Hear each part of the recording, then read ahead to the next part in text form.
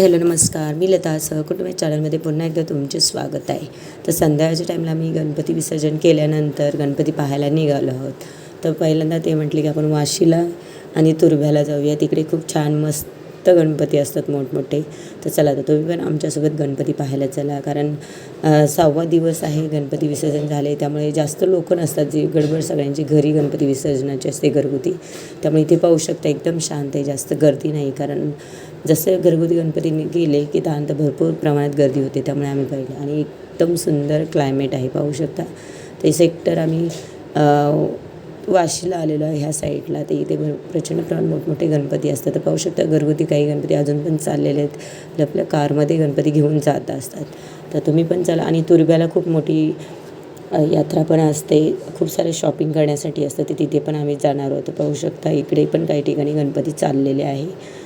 तर आजचा व्लॉग शेवटपर्यंत नक्की बघा, खूप छान छान तुम्हाला आज गणपती बाप्पा पाहायला भेटतील. आम्ही लहानपणी होतो तेव्हा पप्पांसोबत जायचो पुण्याला गणपती पाहायला, त्यावेळेची मजा खूप वेगळीच असायची. आणि एक मूवी हिंदी आणि एक मराठी पाहायचो. चला, तर हा खूप मोठा गणपती आहे आणि इथे लाईन लागलेली होती, म्हणजे 10-10, 20-20 जण ग्रुपने पाठवायचे. ते पाहू शकता, संपूर्ण ओव्हरलोक तुम्हाला दाखवतो. हा गणपती खूप मस्त आहे आणि डेकोरेशन दरवर्षी इथे वेगवेगळे असते. यावेळेस मस्त म्हैसूरचा पॅलेस असा देखावा त्यांनी केलेला आणि खूप छान पॅलेस दिसतो आहे. आणि खूप सारे फोटोज काढण्यासाठी त्या साईडला चंद्र आहे बनवलेला लाईटिंगमध्ये, आणि या साईडला एक बटरफ्लाय आहे, तर त्याची पण थोडंसं शूट केलेलं आहे, ते पण तुमचे शेअर केलं जाईल. खूप सुंदर अशी बटरफ्लाय आहे. चला, तर आपण आतमध्ये एंट्री करूया आणि आतमध्ये पण गणपती बाप्पाचं दर्शन घेऊया. तो खूप छान डेकोरेशन वगैरे केलेलं आहे.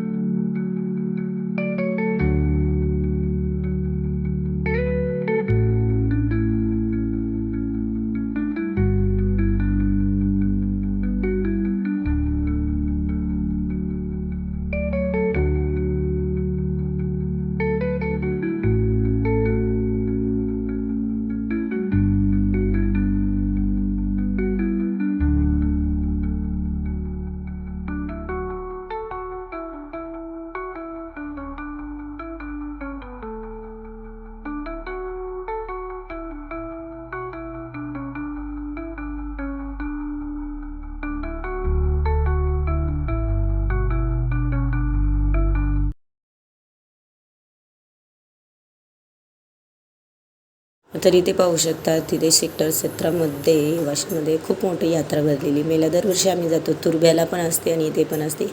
तिथे पाहू शकता खूप मोठा झुला आहे. मागच्या वर्षी पण आम्ही अशा याच्यामध्ये बसलो होतो आणि यावर्षी पण बसलेलं आहे. तिथे पाहू शकता दक्ष बाळासाठी आम्हाला गाडी घ्यायची होती, त्यामुळे इथे आम्ही थांबलो होतो. खूप सारं शॉपिंगसाठी होते, लहान मुलांसाठी खेळणी वगैरे सेल लागला होता. 120मध्ये कोणतीही गाडी घ्या. तर ट्रॅक्टर आम्हाला घ्यायचाच होता. तो खूप मस्त आणि हेवी होता, तर म्हटलं त्याला ट्रॉलीसहित तो ट्रॅक्टर होता, त्यामुळे म्हटलं त्याच्यासाठी आज ट्रॅक्टर घ्यावा. कारण त्याची दरवर्षी अण्णा आले किंवा कोणी आलं तर तो ट्रॅक्टर मागतो. भरपूर गाड्यांनी इथे बघू ज्वेलरी पण भरपूर प्रमाणात आहे घेण्यासाठी. 10 रुपयाला 20 रुपयाला असे वेगवेगळ्या पॅटर्नमध्ये आहे. तर छोट्या मोठ्या वस्तू सान्विकासाठी पण मला तर मेकअपचं सामान थोडंफार तिला लागतं, ते घेणार आहे. आणि चला तर व्हिडिओ पुढे कंटिन्यू केला. तिथे बघू शकतो खूप छान खेळणी आहे, मस्तपैकी आहेत, गेम्स आहेत. तर त्या पण आम्ही आता घेणार आहोत सान्विकासाठी. बघू काय भेटते ना, तर तिच्या छोटे छोटे क्लिप्स असतात ते पण मी तिच्यासाठी घेणार आहे. तर बघूया काय काय भेटतं आहे. प्रत्येक ह्याच्यानुसार वेगवेगळे ठिकाणी लोणची आहेत वेगवेगळ्या प्रकारची.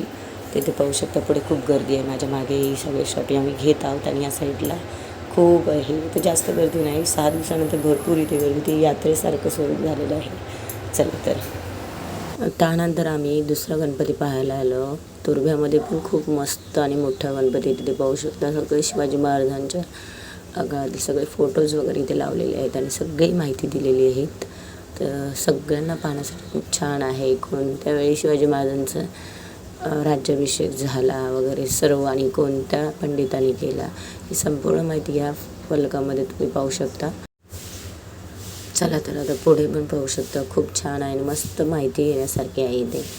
तर इथे पाहू शकता इथे एक आहे फोटोजमध्ये सगळी माहिती सांगितली. आदिलशाह मराठा आणि इंग्रजांची भेट कशी झाली त्याचं इथे फोटोज आहेत. आणि इथे पाहू शकता पिता पुत्रांची भेट, मस्त सगळी माहिती दिलेली आहे. प्रत्येक प्रसंगाची इथे थोडक्यात माहिती आहे.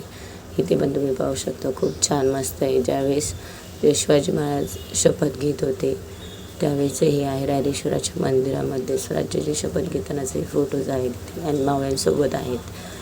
त्यानंतर आम्ही आता चाललो आहोत गणपती पाहायला. तर गणपती बाप्पाची मूर्ती खूप मस्त आणि देखील होती, खूप सुंदर अशी दिसते आणि पूर्ण असा राजमहल बनवला होता. तर खूप छान आणि भारी वाटलं. चला तर पुढे पाहूया कंटिन्यू.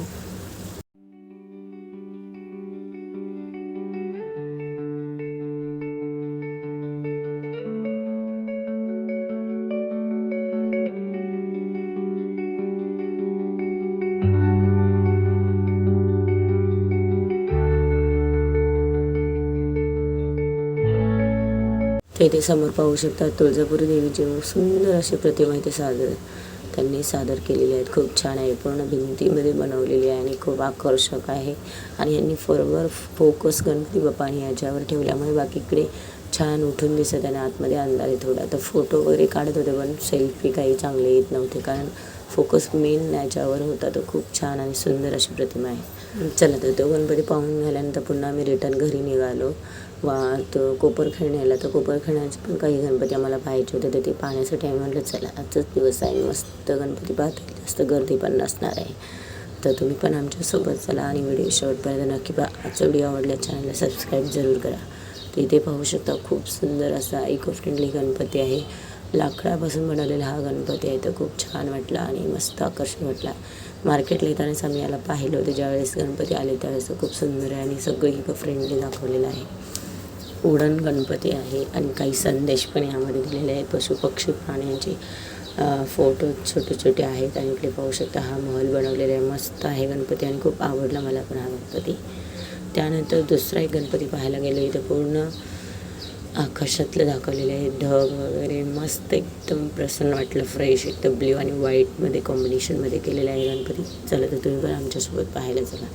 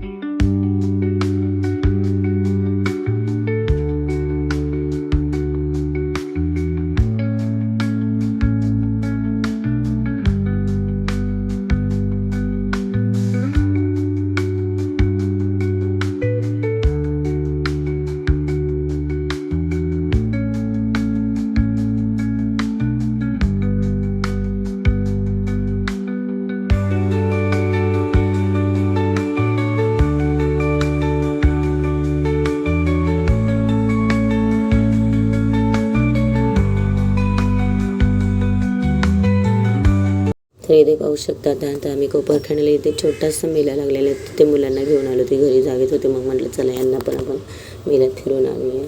तो खूप सुंदर असं मेला होता आणि मुलांना खेळण्यासाठी भरपूर सान्विकाने खूप एन्जॉय केला. तिला ट्रम्पली भरपूर आवडते. त्याच्या आधी 2दा ती पाळण्यात येऊन बसली पण होती. आम्ही एकदा आणि तिच्या पप्पांसोबत पण आली होती. तर चला आता मुलांसोबत मस्त एन्जॉय करतो आणि छान. इथला जो गार्डनमधला गणपती खूप मोठा आहे मस्त. इथे पण त्याचा व्हिडिओ पण तुमच्याशी मी एका व्हिडिओमध्ये शेअर केलेला आहे. इथे आहे दक्ष बाळ. तर दक्ष बाळाला आपली गाडीच आवडते, तर त्याला आम्ही गाडीमध्येच बसवतो. खूप एन्जॉय करतो तो इथे. आणि त्यानंतर मग आम्ही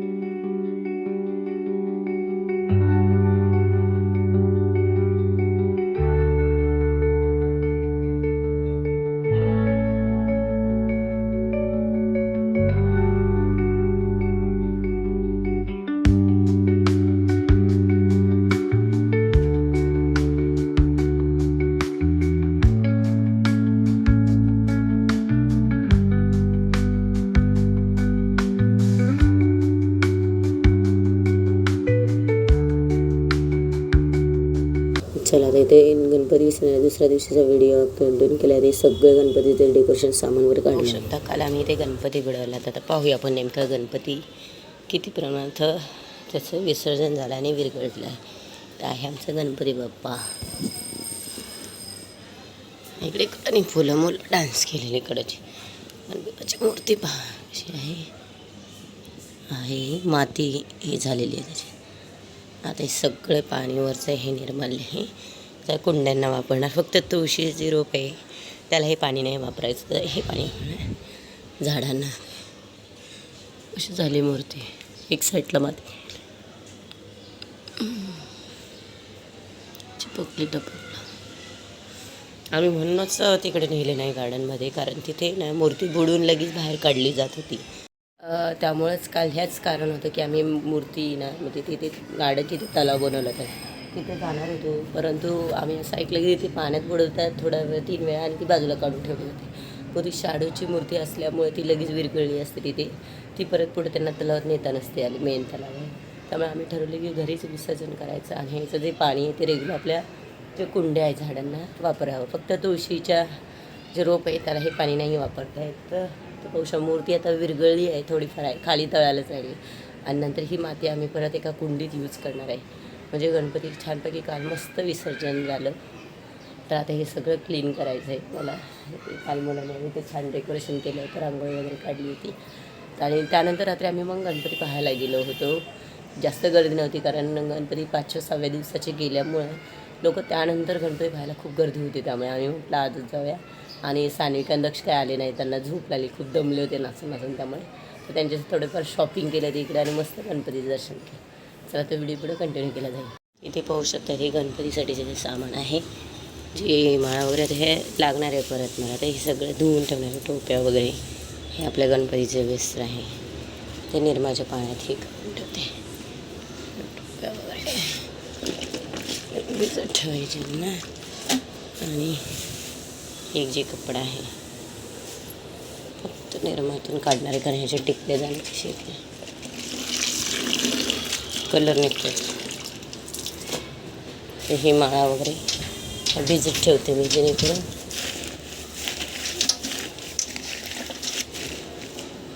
ह्याच्यात भिजत ठेवायचे. अजून पाणी हे सगळं माळा धुवून निघतील चांगले.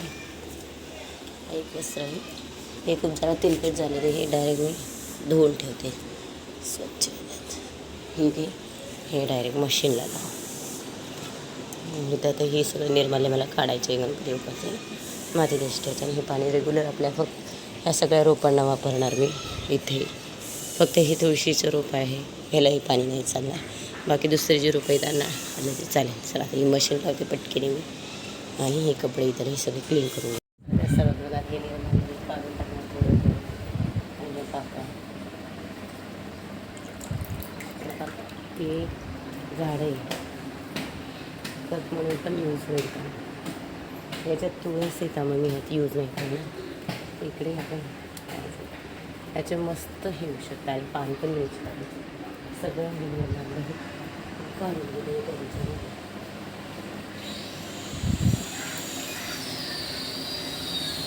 छान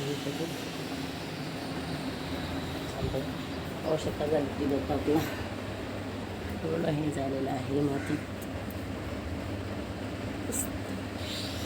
पूर्ण मातीमध्ये त्याचं विसर्जित झालं आहे. हे पाणी मला वापरायचे झाडांना मस्त. इकडचे हे सगळे फ्लावरची जी पाकळ्या आहे ती झेंडूची आहे, त्यामध्ये ते झेंडूचे रोपं पुन्हा येतात, त्याच्या पाकळ्या टाकल्या आहे. त्यांना आपल्या ह्या झाडांना आपल्याला वापरायचं. आवश्यकता सगळं काढलं आहे. इकडे माती तयार झाली आहे. इकडे एक साईडला तर हलवू न देत आपल्याला अलगद हे पाणी सगळं झाडांना यूज करायचं आहे. इथे जी रोपं आहे तिथे जास्वंदीचं आहे, गावाकडून आणलेलं मस्त आहे ते. ह्या झाडाला यूज करायचं.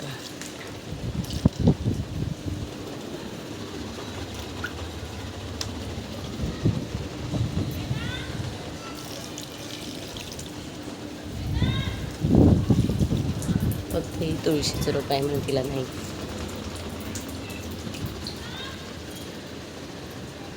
सगळे झेंडूचे पान.